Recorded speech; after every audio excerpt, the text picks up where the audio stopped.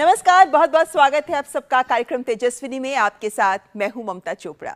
आज की हमारी तेजस्विनी बहुआयामी प्रतिभा की धनी है। आप गायिका हैं, आप गीतकार संगीतकार हैं, कवियत्री भी हैं और समाज सेविका भी हैं। छत्तीसगढ़ की लोक संस्कृति का जाना माना चेहरा है आप। ढोला मारू गायन को गाने के लिए और इसे प्रचारित करने में आपका अहम योगदान रहा है और आपके प्रयासों को देखते हुए ही आपको नारी शक्ति के सम्मान से भी सम्मानित किया गया। छत्तीसगढ़ की लोक कला और लोक संस्कृति को राष्ट्रीय अंतर्राष्ट्रीय स्तर तक पहचान दिलाने में भी आपकी भूमिका सराहनीय रही है। हमारी आज की तेजस्विनी है छत्तीसगढ़ की जानी मानी लोक गायिका रजनी रजक। बदलता वक्त लोक संस्कृति के सामने चुनौती पेश करता है, जिससे पार पाने के प्रयास इसे सहेजने के लिए बेहद जरूरी है। छत्तीसगढ़ की लोक संस्कृति को पोषित कर पहचान दे रही है रजनी रजक, जो लोक गायन की विभिन्न विधाओं, खासकर ढोला मारू को आगे बढ़ाने में प्रयासरत है।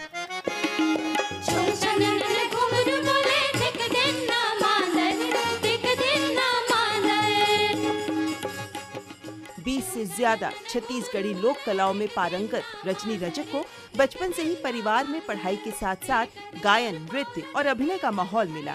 पिताजी और ताऊजी से लोक गायन की शिक्षा ली और पूरा परिवार विभिन्न छत्तीसगढ़ी लोक कलाओं को प्रदर्शित करने के प्रति समर्पित रहा। लोक जागर, तुलसी चौरा, लोक रंजनी की निर्देशिका रजनी रजक ने खुद इन लोक कलाओं में 4000 से अधिक मंच प्रस्तुतियां दी हैं। इन लोक संस्कृतियों को सहेजने के लिए ही 6 से 60 साल के समाज के सभी वर्गों को निःशुल्क ढोला मारू और अन्य लोक कलाओं में प्रशिक्षण दे रही हैं। अब तक 20,000 लोगों को प्रशिक्षित कर चुकी हैं। भिलाई इस्पात संयंत्र के CSR विभाग में कार्यरत रजनी जी लोक कला के जरिए समाज सेवा भी कर रही हैं। 35 वर्षों से गांव-गांव जाकर महिला सशक्तिकरण के साथ साथ महिलाओं में नारी शिक्षा, स्वास्थ्य, सुरक्षा और नारी सम्मान की अलख जगा रही हैं। बेटी बचाओ बेटी पढ़ाओ, स्वच्छ भारत अभियान, पर्यावरण संरक्षण, एक भारत श्रेष्ठ भारत जैसे अभियानों के प्रति भी महिलाओं को जागरूक कर रही हैं और रामचरितमानस, माता कौशल्या यशोगान की लोक संगीत में रचना कर रही हैं। छत्तीसगढ़ की लोक संस्कृति के संरक्षण में अहम योगदान देने वाली राष्ट्रपति द्वारा नारी शक्ति पुरस्कार से सम्मानित छत्तीसगढ़ की प्रसिद्ध लोक गायिका रजनी रजक हैं हमारी आज की तेजस्विनी। और आज हमारे साथ हैं खुद रजनी रजक। रजनी जी, बहुत बहुत स्वागत है आपका तेजस्विनी में। धन्यवाद जी। तो आइए करते हैं मुलाकात रजनी जी से। रजनी जी, आप ढोला मारू के लिए बहुत प्रसिद्ध हैं, क्योंकि ये एक ऐसी लोक कला है जिसे आपने बहुत फेमस किया है अपने गायन के जरिए। तो सबसे पहले दर्शकों के लिए हम ये भी जानना चाहेंगे कि ये ढोला मारू गाथा है क्या? जी, गौरवमय इतिहास तेरा है, गौरवमय इतिहास तेरा है, तेरी महिमा न्यारी, गाती नदियाँ झूमे जंगल, खनिज संपदा भारी, तृप्त हुए वे नयन की जिसने मन से तुम्हें निहारा, शिक्षा संस्कृति लोक कला की बहती निर्मल धारा, ब्रह्म मुहूर्त की सुबह तुम्हारी, गोधूली की शाम, छत्तीसगढ़ महतारी तुझको बारंबार प्रणाम, बारंबार प्रणाम। छत्तीसगढ़ लोक गीतों और लोक गाथाओं का समृद्ध प्रदेश है और छत्तीसगढ़ की जनश्रुति में जीवित लोक गाथा ढोला मारू एक प्रणय गाथा है, प्रेम गाथा है, नारी प्रधान गाथा है। और सप्त खंडों में विभाजित इस लोक गाथा में रेवा और परेवा नाम की 2 जादूगरनियां हैं। राजा ढोला के अनुपम सौंदर्य से रेवा जादूगरनी मोहित हो जाती है और उसे मंत्र तंत्र से सुआ बनाकर अपने देश राज ले जाती है। और रानी मारू, जो ढोला की विवाहिता है, उसे अपने करण सुआ के माध्यम से वापस बुलाकर लेकर आती है। यही प्रेम गाथा ढोला मारू है और छत्तीसगढ़ में इसके गाने की एक अलग विशिष्ट शैली है। अच्छा, हाँ, क्योंकि मैं ढोला मारू के बारे में मैं जब जानने की कोशिश कर रही थी तो पता चला कि राजस्थान, मध्य प्रदेश, अलग अलग प्रदेशों में भी ढोला मारू की गाथा गाई सुनाई जाती है। तो फर्क क्या है? क्या गायन शैली का फर्क है, विधा का फर्क है? गायन शैली का भी फर्क है और अलग अलग अंचल के हिसाब से वो गाथाओं का भी चलन अलग होता है। अच्छा, इसकी शैली कुछ एक वानगी आपको बताओ? हाँ हाँ, जरूर गा के सुनाइए। रेवा परेवा ये दोनों बहिनी जादू मराख बिलमाए रे, अला बेला ढोला ढोला मारू के किस्सा सुना रे संगवारी तोला, ढोला मारू के किस्सा सुना रे संगवारी तोला।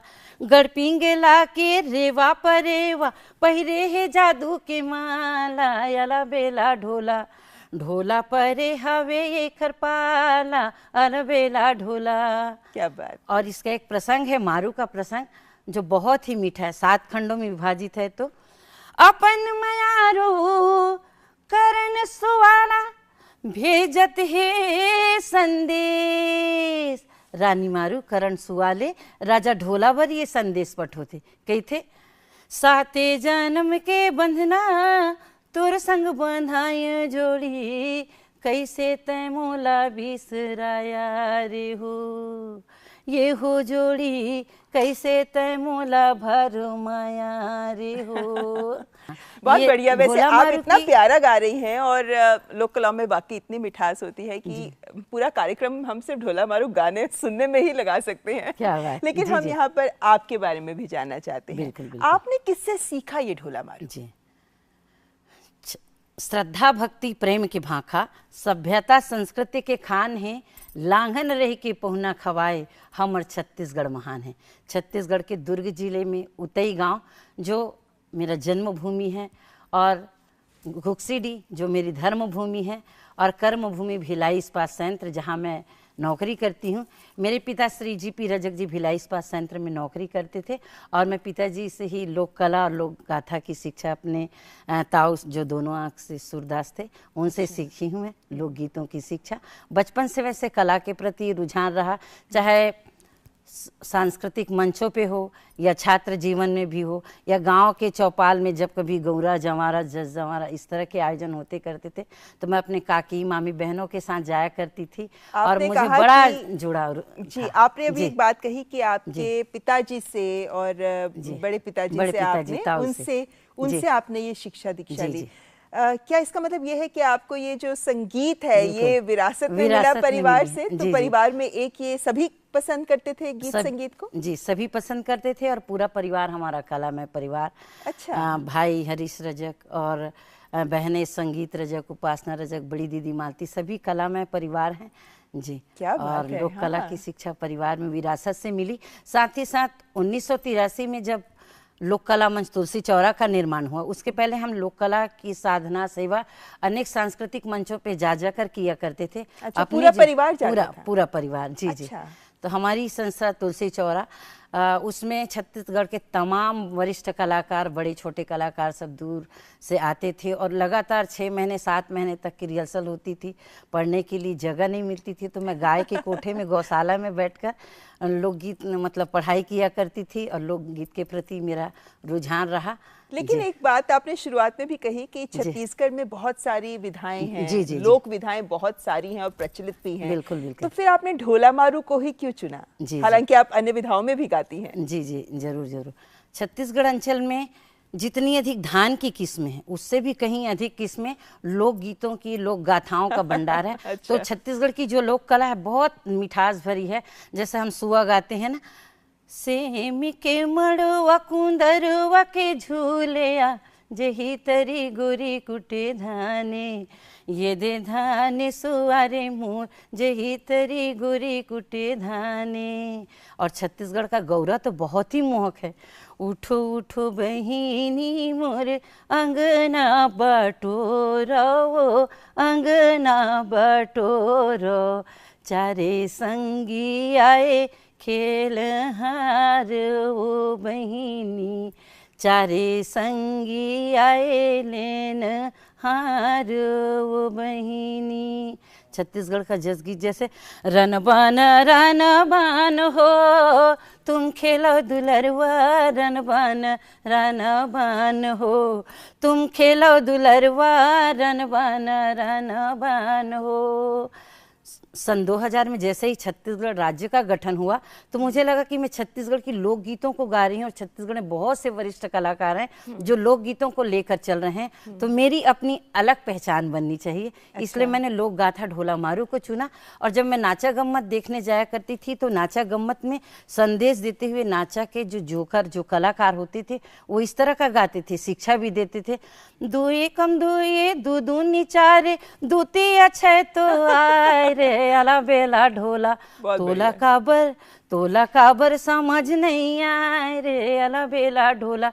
वो बातें मुझे दिल में लगती थी। मैं बोली अरे ये कितना बढ़िया विशिष्ट धुन है। हाँ। तो मैंने छत्तीसगढ़ की वो जो पारंपरिक लोक गाथा ढोला मारू का धुन है उसमें छत्तीसगढ़ के लगभग 36 पारंपरिक लोक धुनों को समाहित कर इसे और भी विशिष्टता प्रदान करने की कोशिश की। मुझे लगा कि सभी एक ही काम कर रहे हैं तो मुझे कुछ अलग हटके काम करना चाहिए, अपने छत्तीसगढ़ का गौरव बढ़ाना चाहिए। जी रजनी जी, आपने ढोला मारू को आगे बढ़ाया, लेकिन आपने जैसे बचपन से ही आप गा रही हैं, जी जी, तो एक लोक गायक के तौर पर भी क्या आपको उसी तरह आप रियाज करती रही? क्या उसी साधना और समर्पण के साथ ये लोक गायन को आगे बढ़ाना पड़ता है? जी जी बिल्कुल। वो कहते हैं ना कि जगत की सभ्यताओं का सृजनहार होता है कलाकार, जो रोशन करता है कला को, अपने अपने क्षेत्रों को। तो बचपन से इस क्षेत्र में मेरा जुड़ाव तो रहा ही। और पिताजी जैसे ही आते थे सुबह उठ के हारमोनियम पे लेके बैठ जाते थे, चलो रियाज करनी है। फिर ड्यूटी से आते शाम को तो उनको रहता था कि मैंने जो सिखाया है उसे मैं याद करके रखूं। तो मैं चाहे भाई बहनों के साथ, हम लोग गांव में जब चिड़िया पकड़ते थे ना, ऐसा बांस का एक सूपे में लकड़ी टिकाकर हो, चाहे खेलने के समय हो, स्कूल जाते समय 24 घंटे वो लोक कला का ऐसा रंग जमा हुआ था कि आसपास के लोग मुझे सुर सिंगार कहते थे। आप तो कवित्री भी हैं, आप लिखती भी हैं। जी जी। आपने फिल्मों के लिए भी गीत लिखे हैं? जी हाँ, कही देवी संदेश फिल्म जो छत्तीसगढ़ की पहली फिल्म थी, उसके निदेशक एक और फिल्म बनाना चाह रहे थे, उसके लिए भी मैंने गीत लिखा।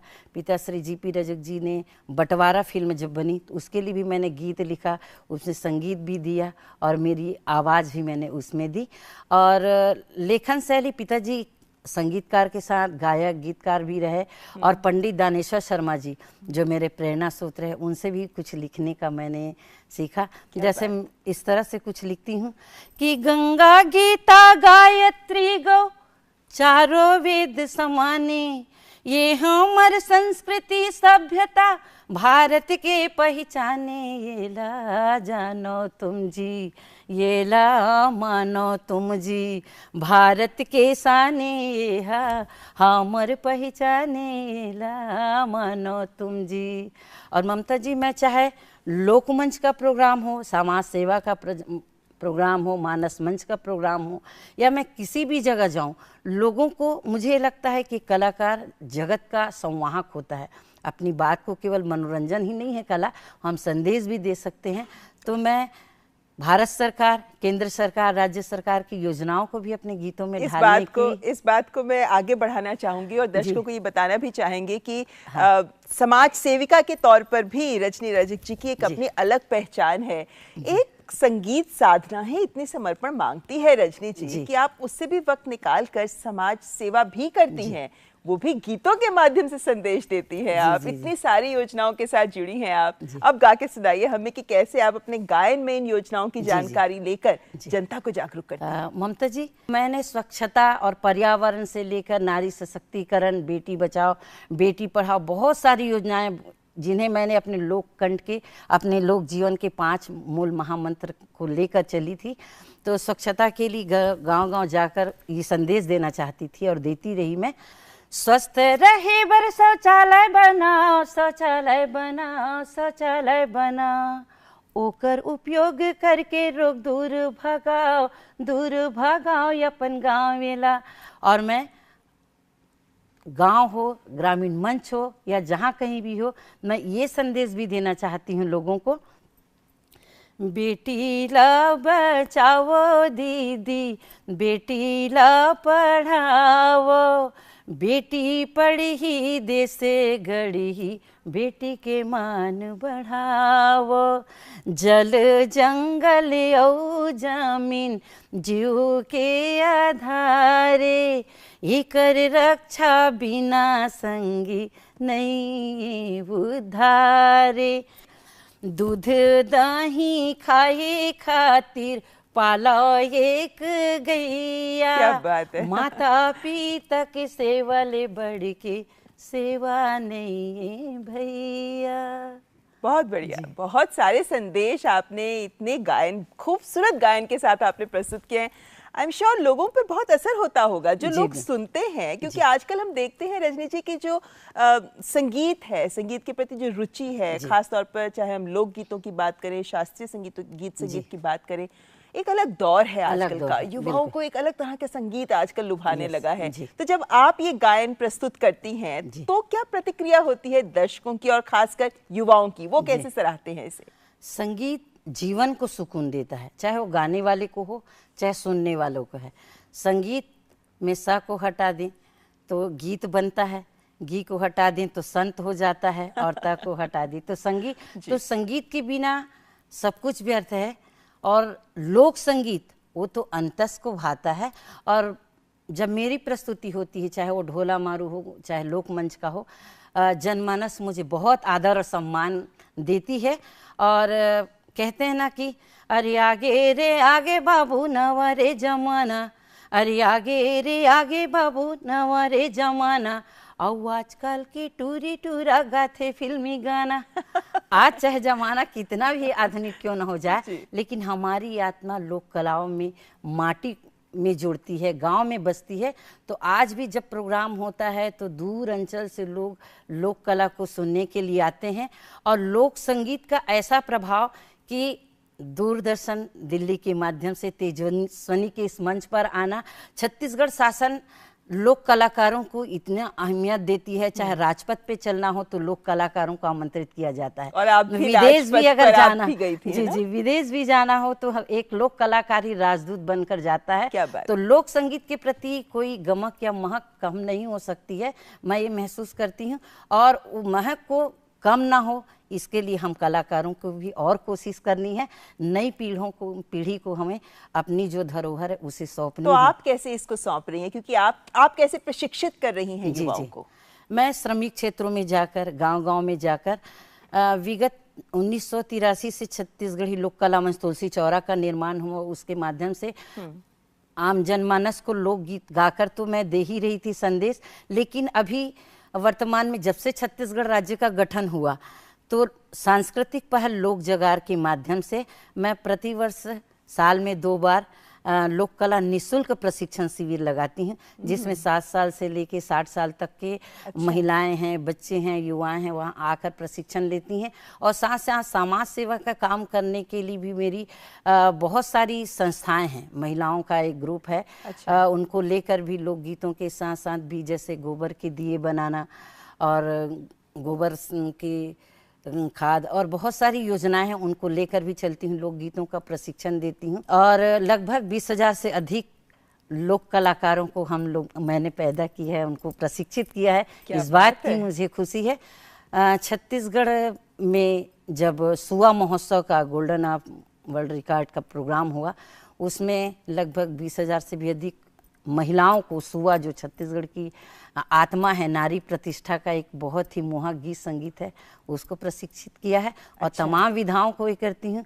और ढोला मारू के अलावा बहुत सारे छत्तीसगढ़ में, चाहे काम कंदला हो, चाहे भरथरी हो, चंदनी हो, बहुत सारी लोक गाथाएं हैं, उनको मैं प्रशिक्षित करती हूँ। और नारी प्रधान सोच आपके गीतों में बहुत ज्वलंत तौर पर दिखती है। जी। कोई खास कारण, या आप नारी सशक्तिकरण, ये एक ऐसा विषय है क्या है जो आपके दिल के करीब है? जी। मैडम, मैं ममता जी, मैं जब जाती थी वो नाचा गम्मत का प्रोग्राम देखने, तो पहले तो महिलाओं का एक लोक कला के क्षेत्र में या प्रोग्राम में आना, उसको एक हीनता की दृष्टि से देखा जाता था। और ये कब की बात है? ये आज से 40 साल पहले की बात है।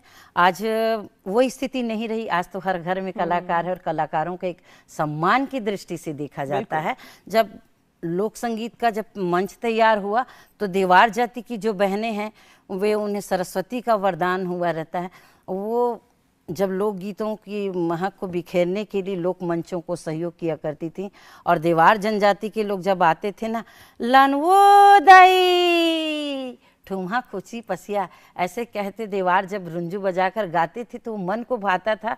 तो जो 2-4 पैसे ताऊ जी, बड़े पापा या फिर दादा वगैरह दिए रहते थे, उनको मैं दे करके शिक्षा लिया करती थी। तो इस तरह से आगे बढ़ा। वो नाचा गम्मत में पुरुष कलाकार स्त्री बनकर वो ये गाते थे, हम नारिया वनिया सबके महतारिया वन जी, नावला जगाबो हमन सीता सही। मेरे मन में बात आती थी कि ये पुरुष कलाकार महिला बनकर जब नारी सशक्तिकरण की बात करते हैं तो हम तो महिलाएं, हमें नारी शक्ति को और आगे बढ़ानी चाहिए। इसलिए मैंने नारियों के लिए इस गीत को आगे बढ़ाते हुए हमन नारिया बनिया जी जी बहुत मशहूर है आपका ये गीत। और मैंने भी इस गीत को सुना है, इसलिए मैं आपसे खास गुजारिश करना चाह रही थी, जरूर प्रस्तुत करें गीत। हम नारिया वनिया सबके महतारिया वन जी, नावला जगाबो हमन सीता सही। संस्कार के माला गुथ के लइका ला पहिरा थे, दया माया यौ मानवता के रद्दा सही बताथे। नारी भूमि हर जी भार लाओ सहे हमर धूरी सही, हम नारिया वनिया। आपकी इतनी मीठी आवाज है कि मेरा मन करे आपसे एक एक करके बहुत सारे गीत सुनूं, लेकिन फिलहाल यहाँ पर कार्यक्रम में वक्त चला है एक ब्रेक का। आप देखते रहें तेजस्विनी।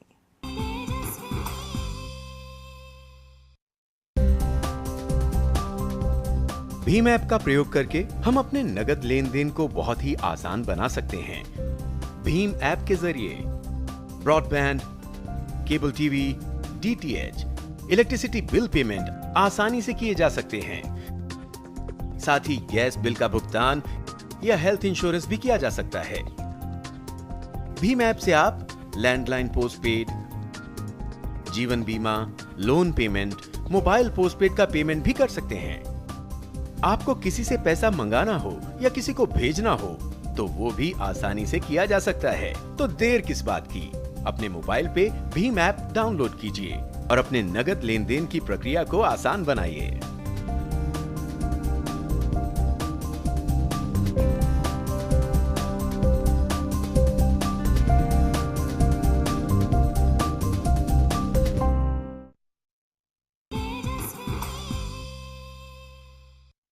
ब्रेक के बाद आपका स्वागत है। आप देख रहे हैं कार्यक्रम तेजस्विनी, जिसमें आज हमारे साथ हैं छत्तीसगढ़ की जानी मानी लोक गायिका रजनी रजक।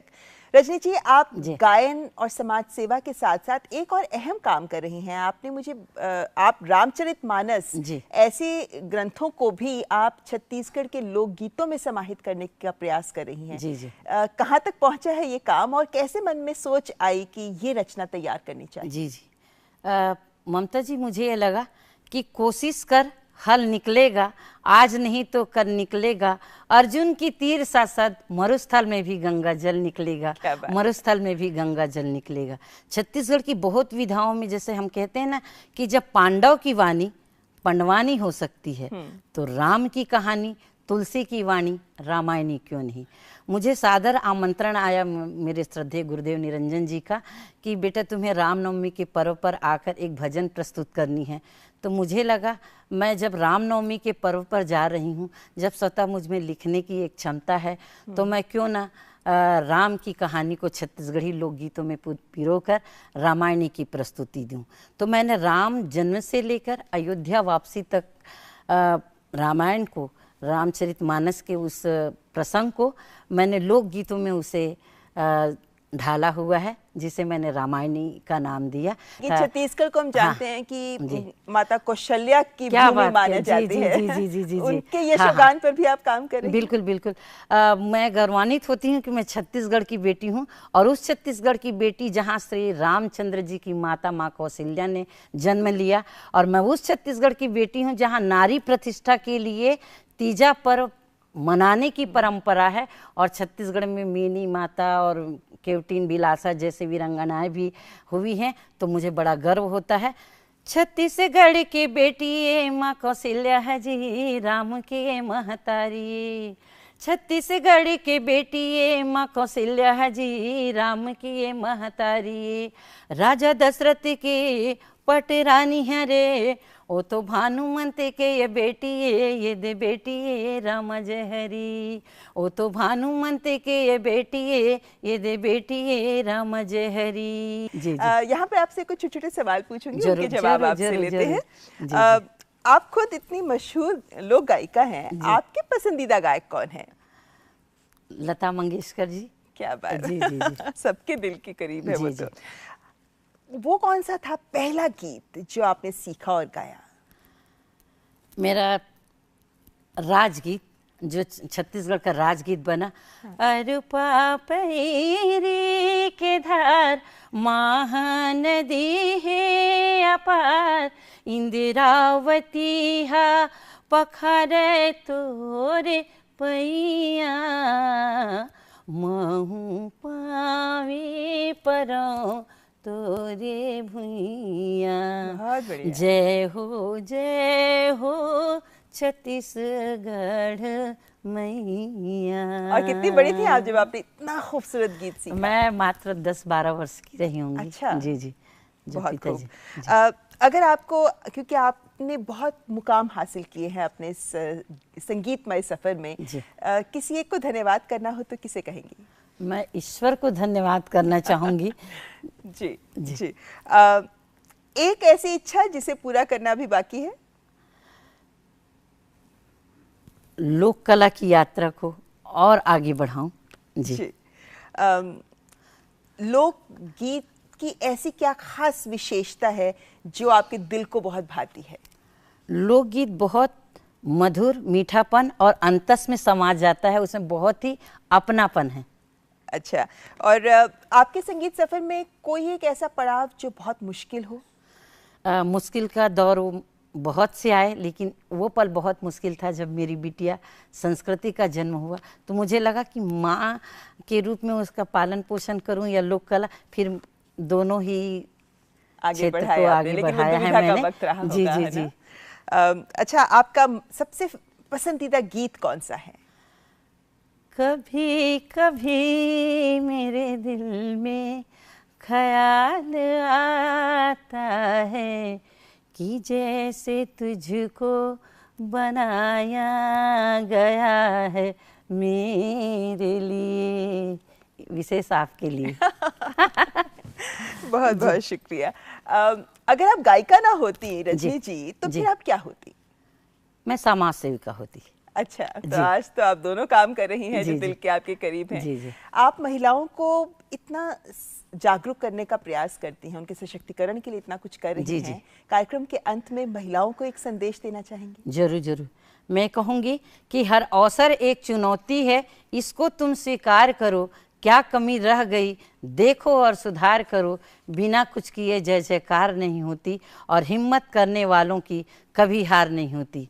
और मैं अपनी बहनों को तेजस्विनी के माध्यम से ये कहूँगी कि उठो जागो बढ़ो बेटी ओ बहिनी, करो नारी के सम्मान रे, नारी शक्ति जागो, बनो स्वयं सिद्धा पहचान रे, नारी शक्ति जागो, बनो स्वयं सिद्धा पहचान रे, नारी शक्ति जागो। बहुत बढ़िया, बहुत बढ़िया रजनी जी। आपसे बात करके हमें बहुत बहुत खुशी हुई है, और सारा कार्यक्रम कब निकल गया पता भी नहीं चला आपके संगीत मुझे भी बहुत अच्छा लगा। जी जी जी जी। हमारी शुभकामनाएं आपके साथ है रजनी जी। आप जो कर रही हैं इसे और रफ्तार से और गति से यूं ही करती रहें। हमारी शुभकामनाएं आपके साथ। बहुत बहुत शुक्रिया हमारे साथ बात करने के लिए। Thank you. नमस्ते जी। तो आज तेजस्विनी कार्यक्रम में बस इतना ही। अगले हफ्ते फिर हाजिर होंगे एक और तेजस्विनी के साथ, लेकिन आप अपने संदेश हमें ईमेल के जरिए जरूर भेजते रहिए। हमारा ईमेल एक बार फिर नोट कर ले, tejaswini.ednews@gmail.com। लेते हैं इजाजत। नमस्कार।